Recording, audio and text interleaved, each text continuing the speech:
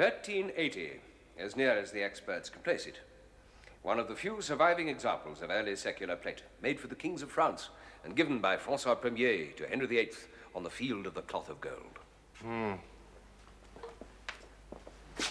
It's a splendid gift, don't you think so, Bunny? Oh, yes. Why the St. Agnes cup? Well, as you see, it's decorated with scenes from the life and martyrdom of St. Agnes. Well, she had a pretty bad time of it. She certainly had. Even before she was martyred, it was no fun. Poor Agnes. Queen Elizabeth is supposed to have had alterations made to the cup, but not, I think, to Agnes. How did it come into private hands? Oh, Elizabeth gave it to one of her favorites. And then it was sold and resold for ever-increasing sums of money. It is extraordinarily beautiful. It's so rich and yet so chaste. That's why we thought it such a shame it should go out of the country to some Yankee millionaire, especially in Jubilee year. Who's we? Well, Father was chairman of the organizing committee that acquired the cup. For my sins. Father is chairman, or president, of practically everything. They just naturally choose him. I'm sure they're very sensible to do so. Oh, sensible, yes. Father is the most sensible man in the whole world. Aren't you, Father? Alice flatters me, like a good daughter.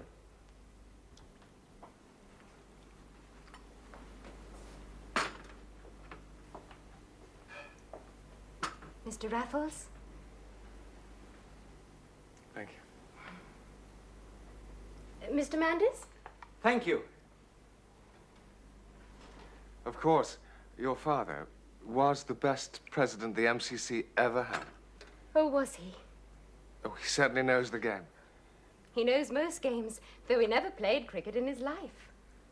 Amazing. He's an amazing man. He knows most things and has never done any of them. Thank you. He's read everything and has never written a line. Oh, there's no better brain in the House of Lords, and he's never opened his lips there. A whale for theory and a sprat for practice. Eh, what?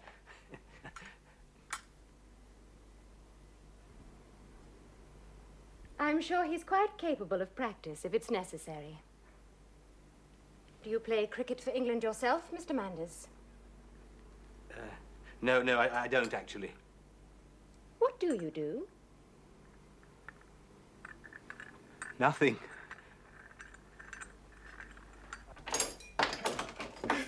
That, I hope, will teach you not to cross swords with Lady Alice. I wasn't crossing swords. I simply said... Something rude about her father, or that she took to be rude. It was a sort of feeble little joke. Lady Alice is deliciously pretty. Yes, I agree.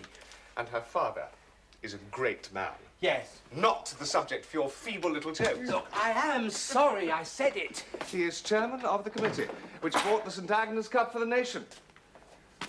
Yes, what did you think of the cup? I think it is the most beautiful thing I have ever seen. Do you? So I'm going to steal it. What? I want to feast my eyes on it. I want to look at it without having to drag all the way down to the British Museum. I want to see it there. There? But you couldn't keep that cup, and you couldn't sell it. You know, Bonnie, the older I grow, the less I think of your so-called precious stones. I mean, when did they ever bring in half their market value in pounds, shillings, and pence? There was the first little crib we ever cracked, the Loch Maben tiara, over £1,000. That thing was worth. How many hundreds did we actually get for it? And the Melrose diamonds were much better. So what could you do with the cup? I could melt it down into a nugget and bring it home from the USA. And then? Make them pay up for it in hard cash across the counter of the Bank of England. You can make them, you know. Well, how much would it be worth? What's a nugget? I know. £1,000, I'm only guessing. But the risk of stealing it from the British Museum. Ah, but the risk is half the fun. Anyway, Barney, I mean, we might go and have a look at it. What do you think? We've already had a look at it. Let's have another look. Only a look. Only a look. Nothing more. Nothing more. When? Tomorrow, if you like.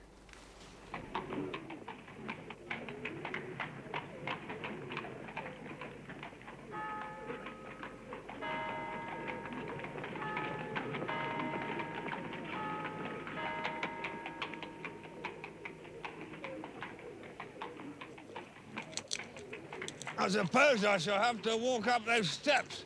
Confounded nuisance. I'll help you up them, sir. Then you can put me down on the bench inside and go back for the bath chair. We'll need it for the corridors. Yes, sir, I'll do that. Damn long corridors they have in this place, if I remember right.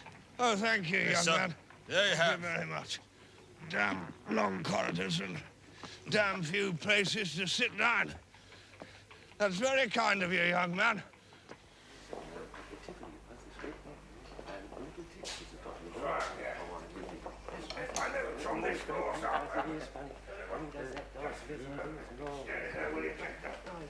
More than I can carry. Right. Let's try this one down here. Stop, James, stop. Back up a bit so I can ask that fella. Go on, back up a bit, back up. This chap will do. Excuse me.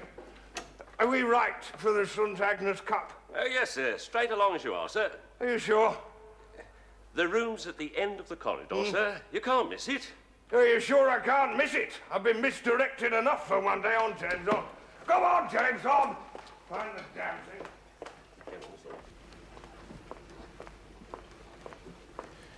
Did you count the number of paces? 139 from the vestibule to here. We could do it in 20 seconds if we had to. Without the bath chair. We shall leave that behind in part payment. Ah, at last we appear to have found it. That's it. Over there, James. Over there.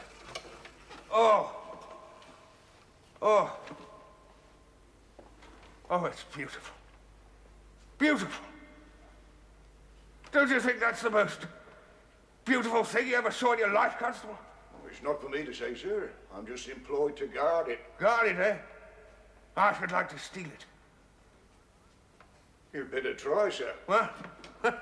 You gonna run me in, are you? That'd be a joke, my hat. Didn't say as I was, sir, but that's queer talk from a gentleman like you, sir, in the British Museum. I simply said I should like to steal it, and so I should. So I should. It's so beautiful. Ah, yes. So beautiful, I should like to have it for me own. I dare say there's many as feels like that, sir. Exactly, and I simply say what I feel. I trust you don't object to that, do you? Oh, the law, sir, of course not. You do what you like.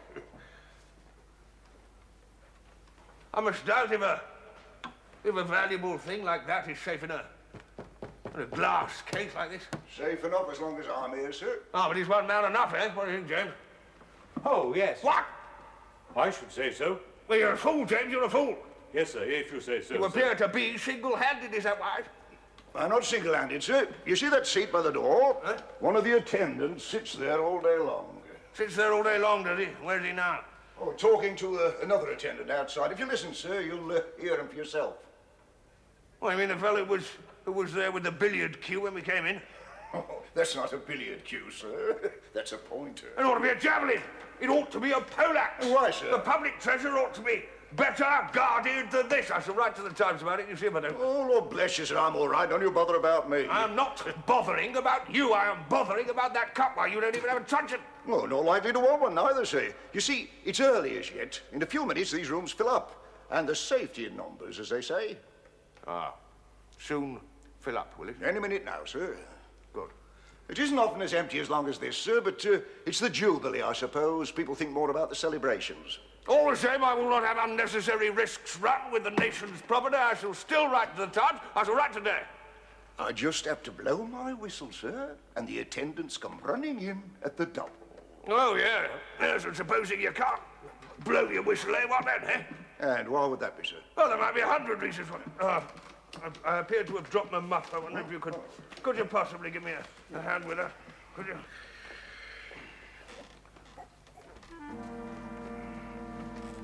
Oh! Catch him, buddy. Put him on that chair by the door. Have a look down the corridor and see if the attendants have heard.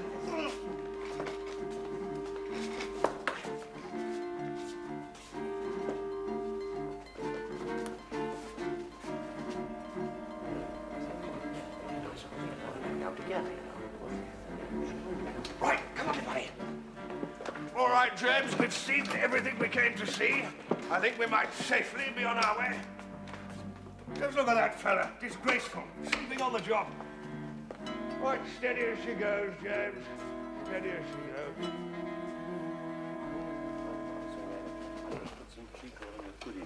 Stop, James, stop. I want to speak to this fella. Oh, enjoy the St. Agnes Cup, did you, sir? Yes, I did. Now then, are we going in the right direction for the prehistoric saloon? Oh, yes, sir. Keep to the right here, sir. And the first stairs you come to, up them. Oh, well, it's at the top of the stairs, sir. Stairs? More stairs? The whole building's full of damn stairs. Yes, there are a few of them here, sir. Yes, there are. Now, if I get to the top of these stairs, can I work my way round to the Egyptian part? Indeed you can, sir. All right, come on then, James. Let's find these stairs. That's it. Slow down a bit, James. Yes. Steady as she goes. James, will you slow down? We'll leave the chair in the vestibule, then you can go as fast as you like. Hey! Charing Cross, please. Right, sir.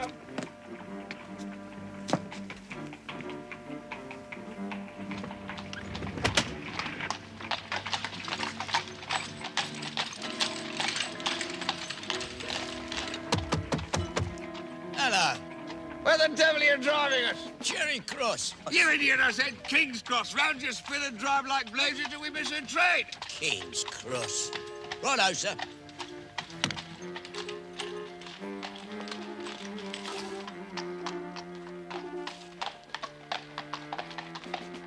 There's a train to York.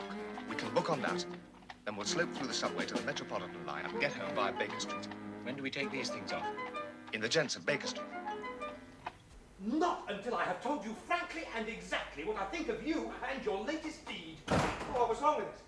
The thing that is always wrong. The same thing. I thought it went another way.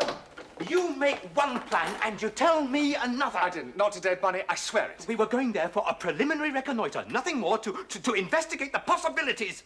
That's right. So why on earth did you go and do what you did? Bunny, have you never felt the temptation of the moment? It was a chance in 100,000. We might have gone there every day for the rest of our lives and never again been alone in the room with the attendant out and chatting in the corridor at one and the same time. Bunny, it was a gift from the gods. Not to have taken it would have been flying in the face of Providence. All right. Oh, if that's why you did it, then I'll forgive you. Forgive me, rather, for the sake of St. Agnes. Oh. Oh, doesn't she look well up there? It'll be an enormous weight off my mind when you've got her melted down and disposed of. Melted down? Yes. Who said I was going to melt it down? You did. I deny it.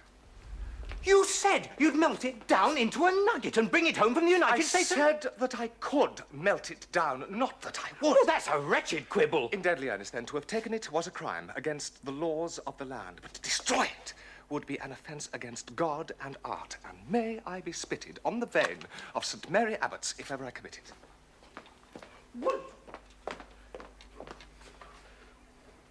Will you wait till you see what they say in the evening papers?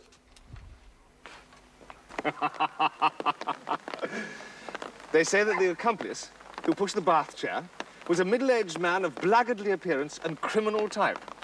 Hits you off rather neatly, wouldn't you say, Bunny? It means my disguise was good. Nothing can disguise the essential you. Lord Thornaby, when he was appraised of the crime, said to our reporter, "This is a sad day for England. We had striven to keep this treasure for the nation, and now all our work is undone by a common sneak thief." I don't care for that. I thought our theft was decidedly uncommon, didn't you? Anything else about Thornaby? Yes. He is going to give all assistance possible to Scotland Yard in their task of tracking down the criminal. Is he now? He's a great man. And he has a deliciously pretty daughter. Yes, he has, by Jove. Bunny! I've an idea after your own heart. I think I know where I can place it after all. You mean the cup? Yes, I do. Then I congratulate you Thanks. on the recovery of your senses. Oh, thanks galore. And what is your idea, pray? You've been so confoundedly unsympathetic about this whole thing, I don't think I'm going to tell you about my scheme until after I've carried it out. As usual, that'll be quite time enough. It's no good getting shirty with me, Bunny. You have an important part to play in the scheme. What? You have to go out first thing in the morning and buy me a big box of biscuits. My dear fellow, what kind? Any sort of biscuits you like. Only they must be Huntley and Palmer's, and absolutely the biggest box they sell. What on earth do you want biscuits for? No questions, Bunny. You do your part, and I'll do mine.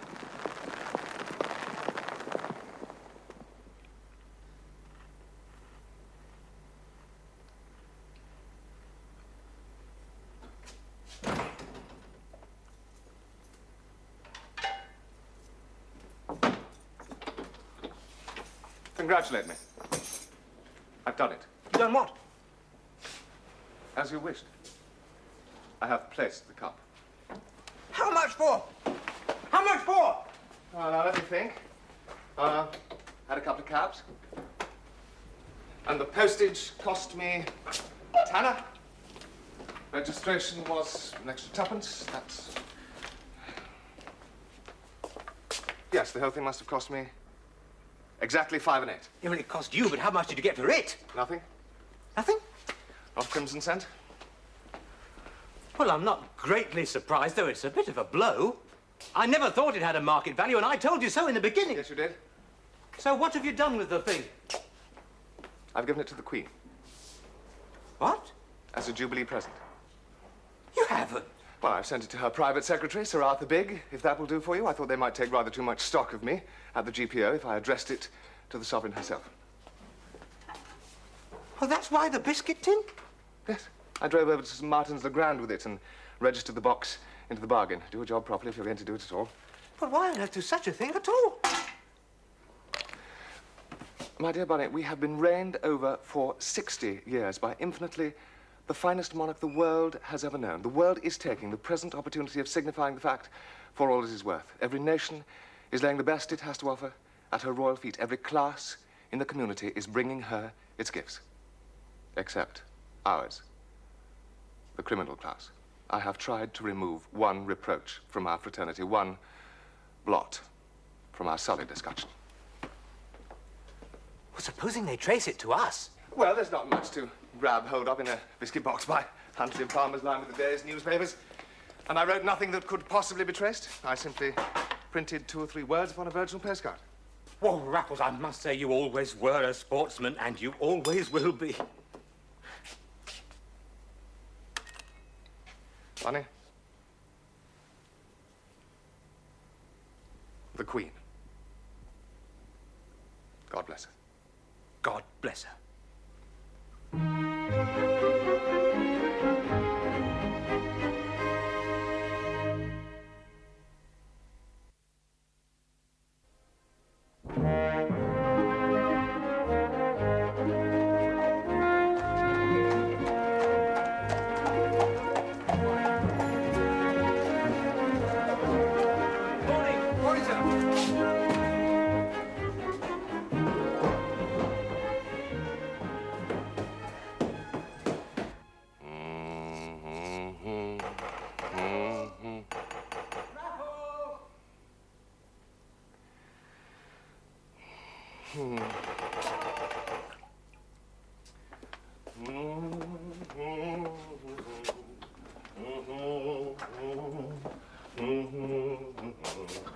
Hello, Bunny. Good morning. Come in. What's the trouble? This?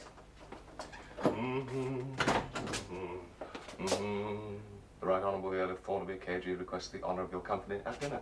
Very nice, too. You will get a splendid dinner. Or the noble Earl will belie a European reputation. Yes, but read what else it says. At 8:15 for 8 o'clock. No, down the bottom.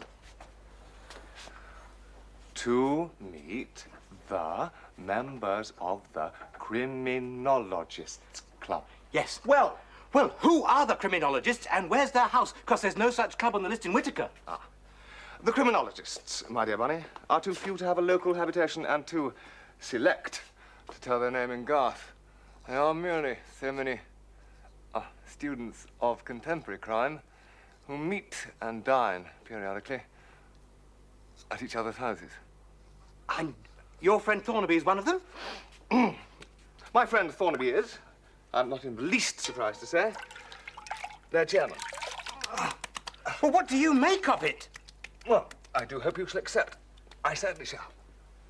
Oh, you mean you've been invited too? I'm delighted to say I have. Well, why have they invited you? People do occasionally invite me to dinner. Yes, but the Criminologists Club.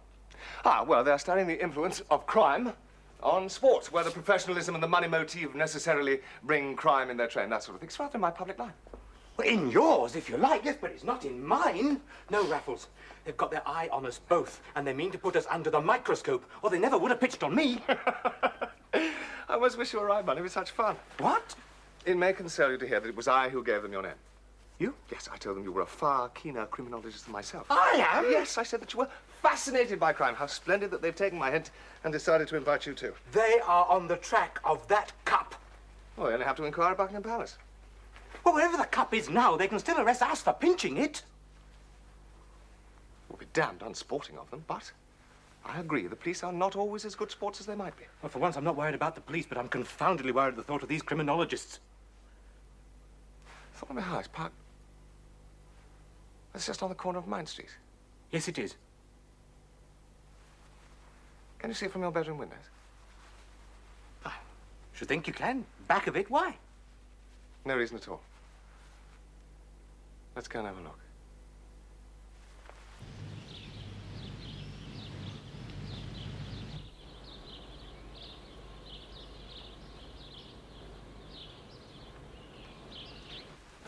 Just looks like the back of a house to me. Yes, I suppose it does.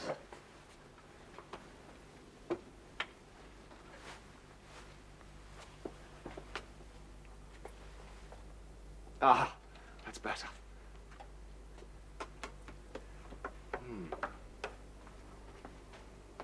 Well, I'll be in the sitting room if you want me. I shan't want you. I shall be quite happy to sit here Thursday, Friday, Saturday. Ad libitum. Cup of coffee might not go amiss.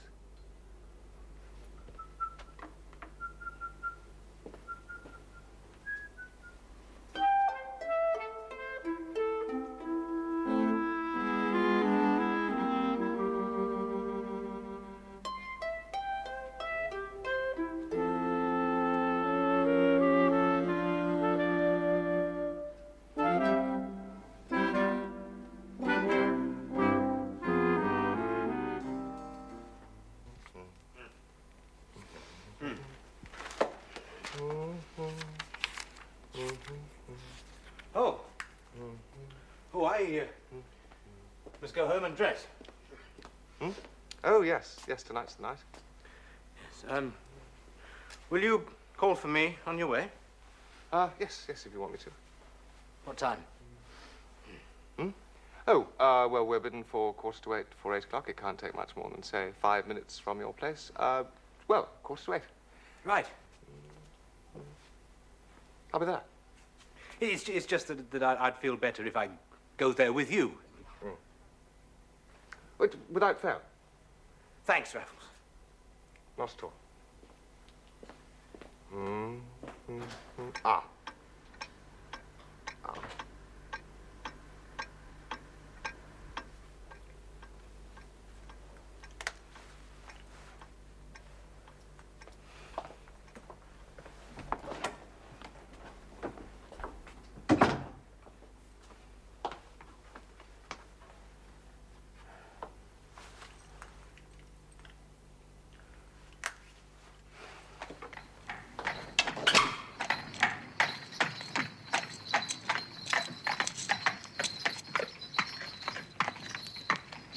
Thornaby has a bet on it, with Freddie Vereker. Oh, yes? Freddie can't come, I hear. Of course, it won't be won or lost tonight. Ha! Do you know the dear chap thinks he's been invited as a quitter? I don't believe he's the other thing. I believe it's all bunkum. I think you'll find it's more than that.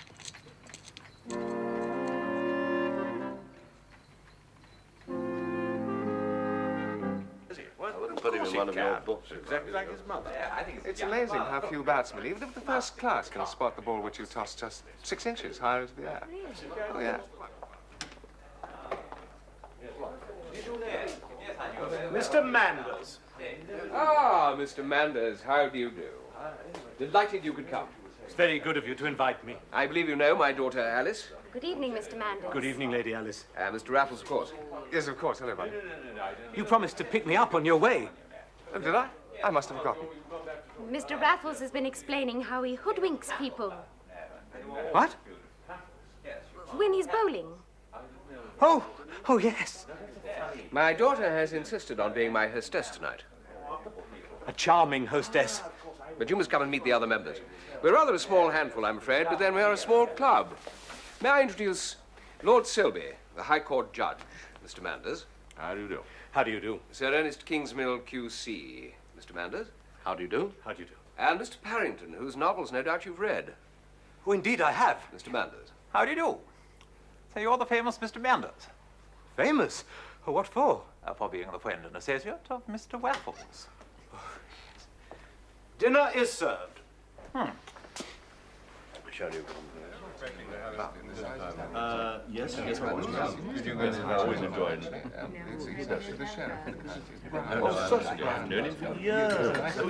Mr. Raffles was telling me about that poor fellow who suffered the extreme penalty last March. It was a great end, gentlemen, a great end.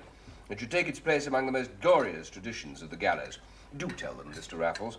I'm sure it'll be as new to my friends as it was to me. Lady Alice permits. Oh, of course. I insisted on being here. You must think of me as a man. That's impossible, Lady Alice. Well, then, as a criminologist. Ah. The story, Mr. Raffles. I tell the tale as I heard it told. It was never in the newspapers, I believe. You may remember the great excitement over the test matches that were being played out in Australia. Well, it seems the result of the crucial game was expected on the condemned man's last day on Earth, and he couldn't rest until he knew it. We pulled it off, if you recollect, and he said it would make him swing happy. Yes, but tell him what else he said. Well, when the chaplain remonstrated with him on his excitement over a mere game of cricket at such a time when he should be thinking of repentance, they say he replied, "Why, it's the first thing they're all going to ask me at the far end." I like it. Very good. Well, I'm glad to hear that. I thought that man would die game. Why? Did you know anything about him, then? I led for the crown. You might almost say I measured the poor man's neck. In itself, I've heard it was not a sympathetic case. Not a bit.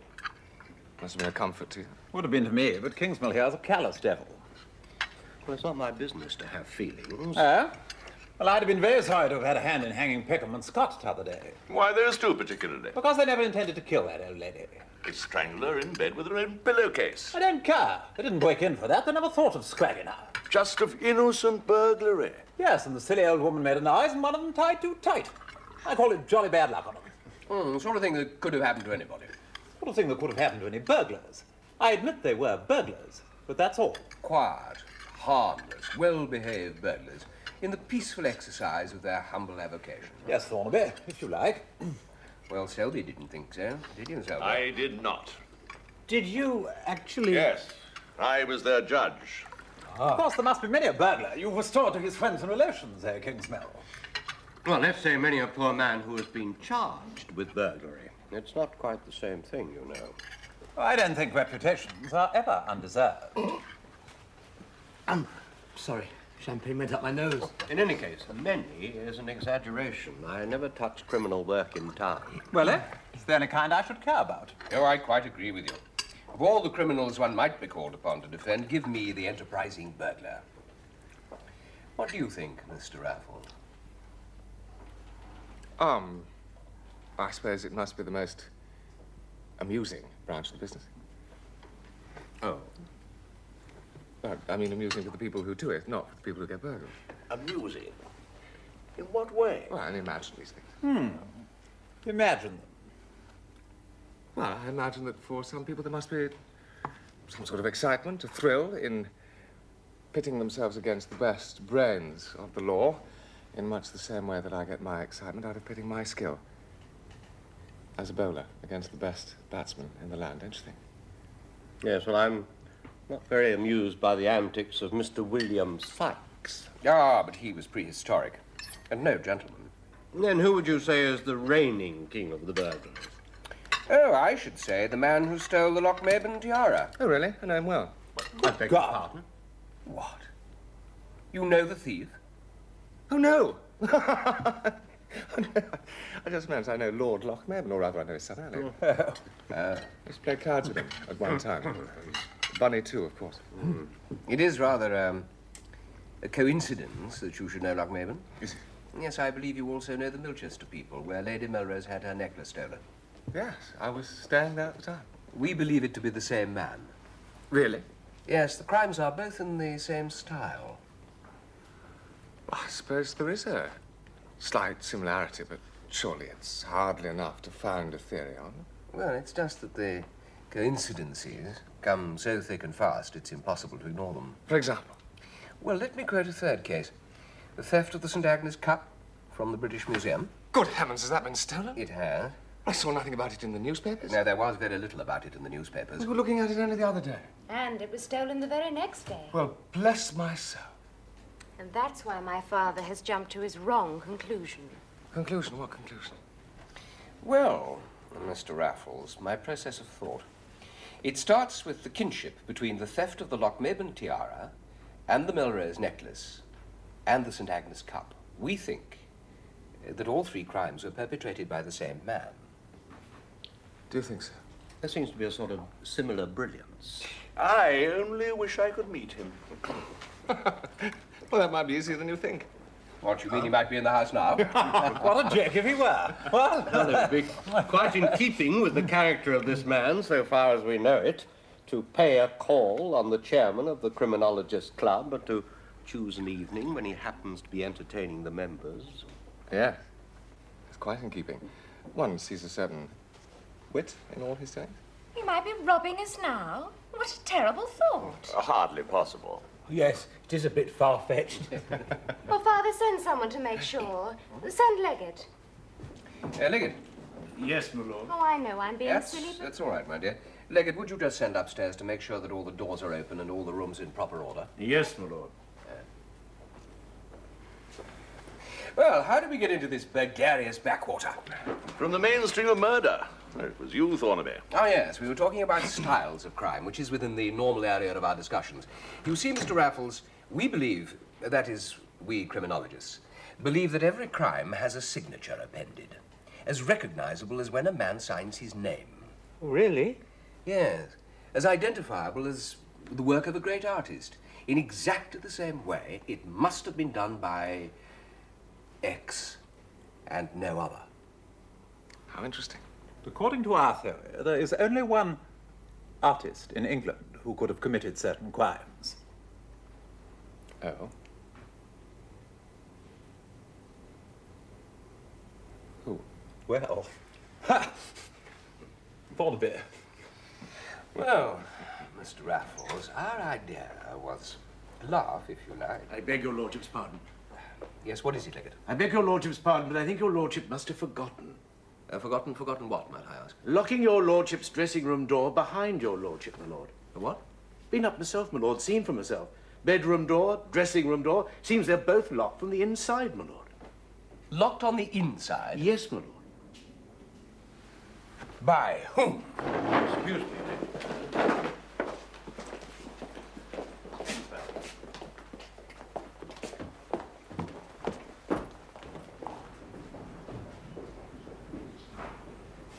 Well, how extraordinary of them to leave the table like that.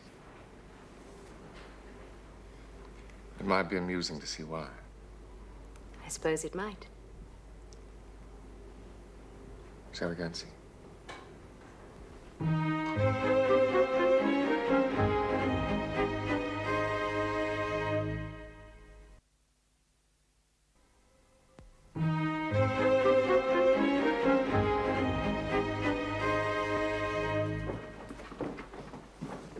All right, Williams, you can leave it to me.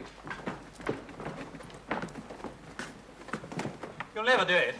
What the devil is holding it? Wedge and gimlet, I should think. Something out of one of your novels, Barrington. One more go. It's no good, Thornaby. If it's a wedge and gimlet job, you may smash the door, but you'll never force it. Well, then I'll smash it. No, listen to me. Is there a ladder in the place? Why? Is there? Well, I think there's a rope ladder somewhere in case of fire. Do you know where it's kept? Leggett, do you know where it's kept? It's on the top landing, sir. Shall I bring it down? Williams will fetch it, my lord. Hello? What goes on? No, leave it where it is. Why? What do you want it for? Williams will put it out of the window and I'll climb down. We'll have your doors open in 2 twos. Well, all right, but for heaven's sake, be careful. Williams, wait a minute. Dashing fellow. Oh, I hope he doesn't hurt himself. Rather him than me. I've no head for heights. Our friend Parrington takes more kindly to all this than I do, I can tell you. grist to his mill. Exactly. We shall have the whole damn thing in his next novel, I suppose. I shall hope to have it at the Old Bailey first. Criminal work in London for you, Kingsmill. I should be delighted to make an exception for this case. Once they've caught the criminal. Assuming there is one. I mean, we don't yet know there's been any crime at all. Well, why else should anyone bother to lock the door? Were there valuables in your bedroom? Oh, yeah, studs, cufflinks, that kind of thing, and then there was some cash in one of the drawers. Ah, cash, eh? Any burglar would be glad to have that. Yeah. The man I'm thinking of would have been more interested in the jewellery. Correction. The man you were thinking of. Yes, that's true. Yes, well, the burglar must have been at work while we were downstairs having dinner. Yeah. Oh, I'm sorry, Father. Well, I'm glad someone can find something to laugh at. But your face is so funny. Is it? So disappointed and cross when you ought to be pleased. Should I be pleased about a burglary? Oh, you don't know there is one yet. Hello. I got in. Oh, good man. I was what? It's a written gimlet job. Can you manage it? Yes, of course. Refreshing to find a man of letters, such a man of action, too. Show me a minute. Does he write about burglars? Murders, mostly. Ah, just wondering if he tried things himself first. Not murders. At least I don't think so. Come on in. Awful mess, I'm afraid. Well done, Paris. What is it? A mess. Yes, indeed it is. God, Lord, it was... Leggett, get Rampole, will you? He's the only man who can tell us where everything is. Rampole, yes, my lord, straight away. Fetch Rampole for his lordship, will you? This trunk is empty. Did you have anything in it? My Pierre's robes and coronet complete. What a rum thing to steal. One place to keep them. Oh, you may say so, but where would you stable your white elephants? I've worn them once in my life. The second time would have been the Jubilee, I suppose. What earthly use could a burglar have for your peer's robes and coronet? I mean, he could hardly hope to attend the Jubilee in your place. Well, if that's all he's taken, he's a very benevolent burglar. Ah, Rampole, go through my belongings, will you, and see if anything else has disappeared. Yes, my lord. And then come and let me know. Leggett, you better telephone the police and tell them what's happened. Yes, my lord, straight away. And you needn't mention anything about the Criminologists' Club. But surely that's a vital clue. Yes, I suppose so. All right, Leggett, you can tell them. But don't make us look like fools. No, my lord, I'll try. Oh, in the meanwhile, I suggest we go back to the dining room and finish our dinner. Good idea. Eh, Raffles? Indeed. And we can drink to the health of the gallant Mr. Parrington. Oh, my dear fellow, it was nothing. I think we should rather drink the health of the gentleman we were discussing at dinner. For we owe it to all our instincts to assume that the burglar was he. I wonder. Well, I'm sure of it, my dear fellow. Thanks, my dear Barry. Still, dinner, what? Yes.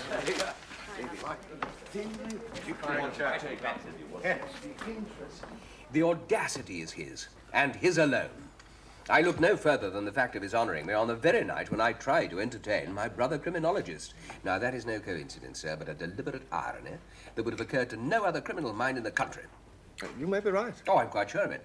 No other criminal in the world, yes, in the world, would have crowned so delicious a conception with so perfect an achievement. Beg pardon, my lord. Yes, what is it, Rampole? You asked me to let you know what else was missing. Well? Nothing, sir. Oh, nothing at all?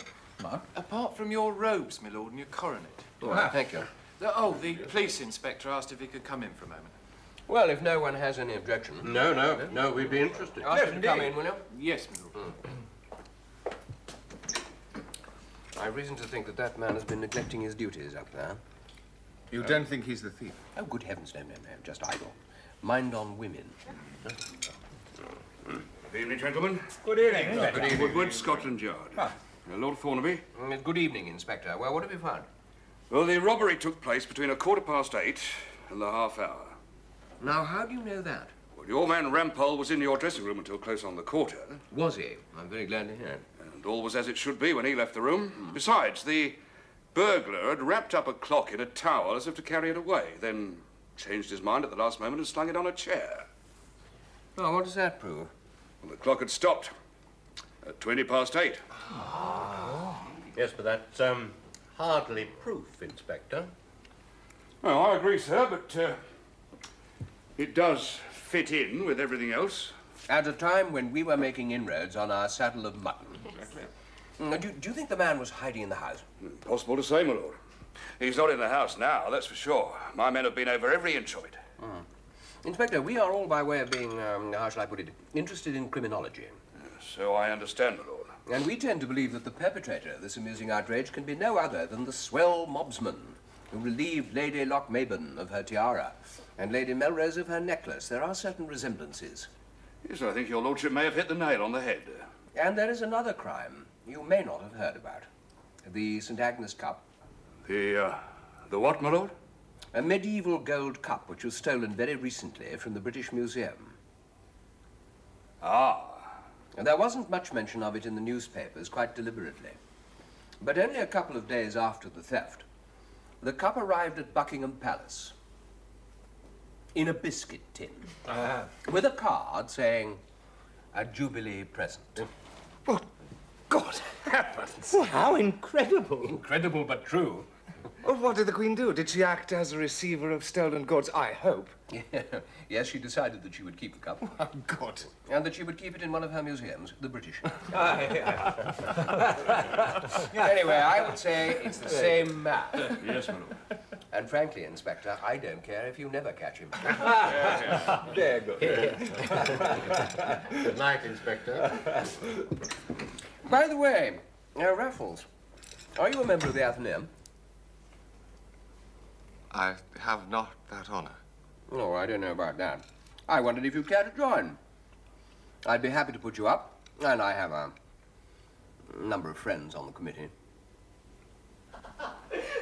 They were all over you at the end. Yes? The QC promised me a seat at any trial I might care to attend. The novelist spoke of a presentation set of his books. In fact, they did everything except apologize for their unworthy suspicions. Unworthy. It was proved beyond a shadow of a doubt that it couldn't possibly have been you, and therefore it couldn't have been you who stole the cup, and so forth. Well, that was useful. Oh, it wiped the slate clean. Do you think so? They'll eat out of your hands for the rest of their days. Good. Oh, where are you going? Just to put on a smoking jacket. Oh. Though at one stage you were skating on terribly thin ice. Was I? Oh, I began to think you were putting your head in the lion's mouth just for fun, and I was there to see the fun. I like to be there to see the fun. Wouldn't you say that this was fun?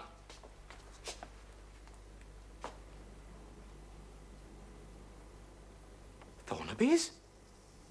No, the cleaning ladies. But you can't have taken it. I and no other. From Thornaby House? From that very place. But it's impossible. You were having dinner at the time. I was there and I saw you. And the Criminologists' Club saw me, and they know, like you, that it's impossible. But here are the robes and the coronet to prove the opposite. Well, how? Ah, magic, my dear bunny, magic. No, seriously. All right. Seriously, then. Remember the time I spent staring out of your bedroom window through your race glasses? The most useful time I ever spent. By great good luck, one of the rooms that you could see into was the room in which the master of the house raised himself in all his knightly glory. The nuisance was, his valet was always there. He stays behind to put things straight and folds the clothes much better than I've ever done. But I had to get him out of the way. Because it was that room that I particularly wanted to get into. How could you do that? Through the window. How? It's on the first floor.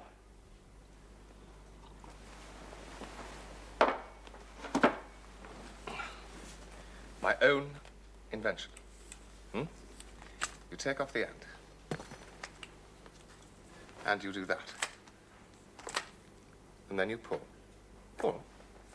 And you keep on pulling and pulling.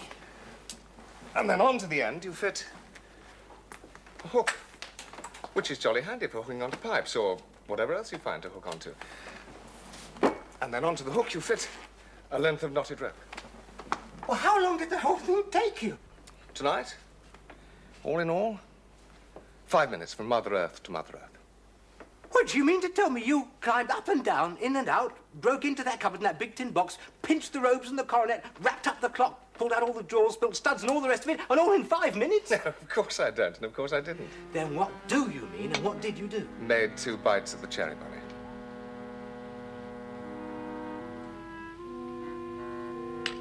I took my first bite late last night, when everyone had gone to bed, and I could take as long as I liked.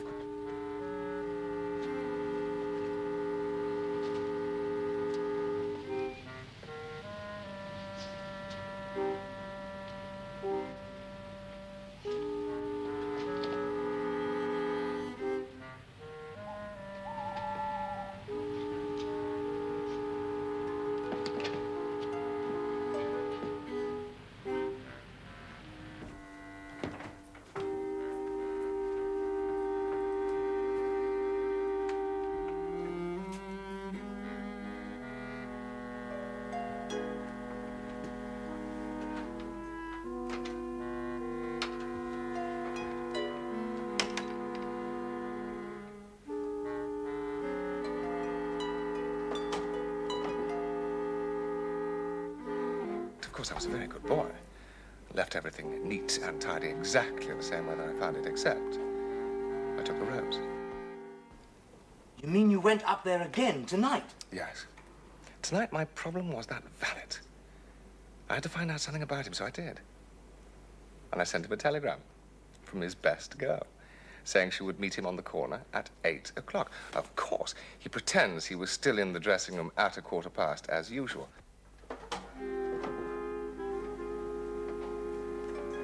But as a matter of fact, Lord Thornaby left the dressing room 1 minute.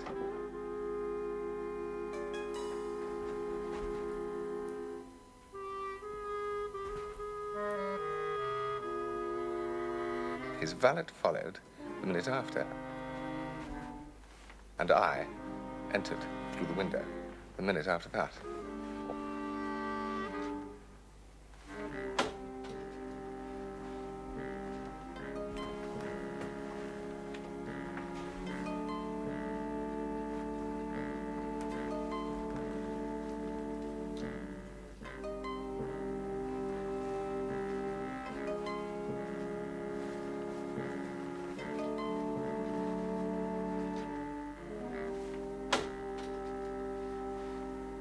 All I then had to do was rag the room a bit and make it look as though I'd taken the rotten robes tonight. Climb down the rope and chuck it into the back of a passing crowd.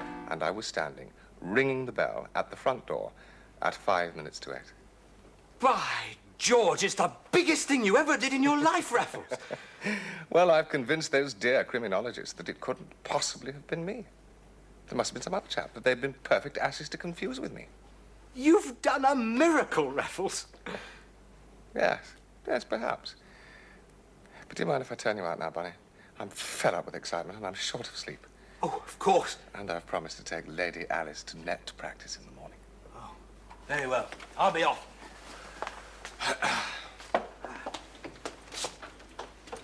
Oh, Raffles. Yes. What are you going to do with the robes? Well, they're no use to me. Want me to buy another biscuit box? No, wouldn't be half big enough. What then? My daily woman has been on at me for some time now to buy her one of those newfangled kinds of carpet sweepers with a pump type cleaner. I think it's time I did her that kind. And you want me to get it? Yes. They come in big, plain cardboard boxes with no identifying marks, which afterwards you can leave in the cloakroom at Charing Cross Station. And? And send Lord Thornaby the ticket in plenty of time for the Jubilee. Good night, Raffles. Good night, Bonnie.